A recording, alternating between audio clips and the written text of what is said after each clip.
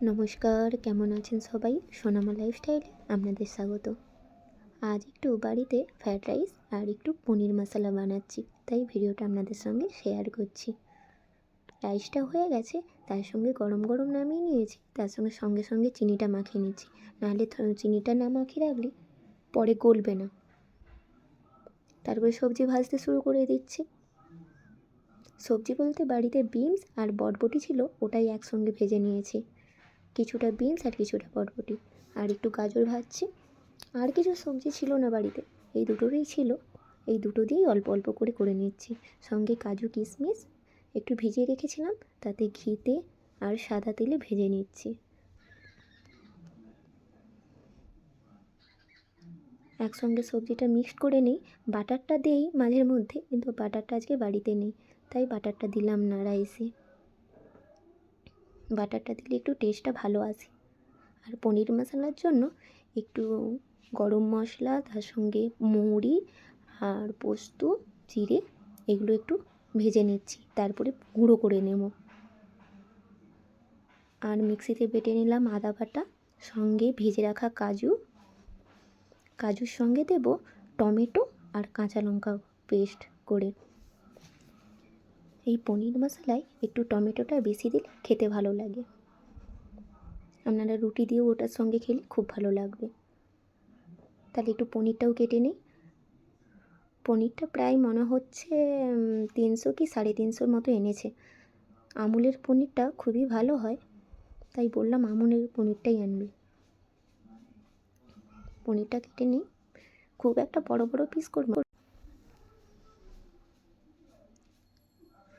আমার আজকে ছুরিটা ভেঙে গেছে জানেন, ড্রয়ারের ভেতরে ছিল, বার করতে গিয়ে ওর মুখটাই কেটে গেছে।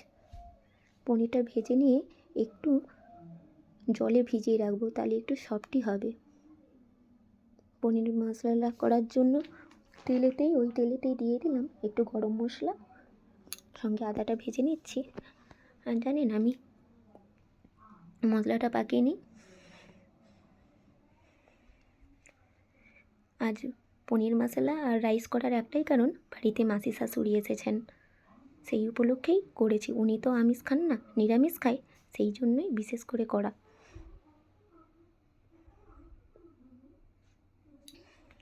এই 3টে প্লেট বেড়েছি, 3টে বাচ্চা আছে, বাচ্চাদের দিকে আগে দিয়ে দিই। বাচ্চা বলতে আমাদের মানে বংশের এখনও অবধি 4টে বাচ্চা। ভালো লাগছে? অঙ্কিতা ভালো লাগছে না সত্যিকারের না মিচ্ছামিচি?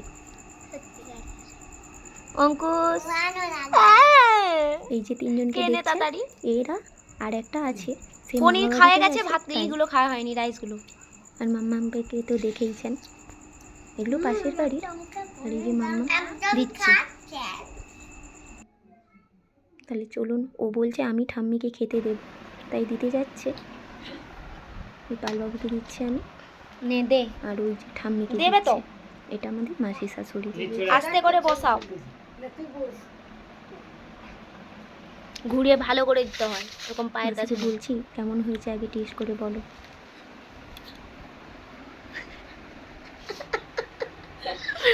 হাসি স্মাইল। উনি বলছেন বয়স হয়েছে তো, আমি বেশি খাই না, অল্প অল্পই খাই। খাবেন না? এই দেখুন একদম একটুখানি নিয়েছে।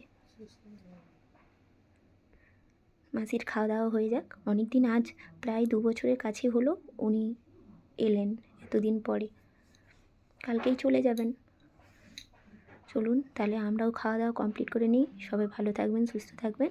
দেখা হচ্ছে অন্য কোনো একটি ভিডিও নিয়ে।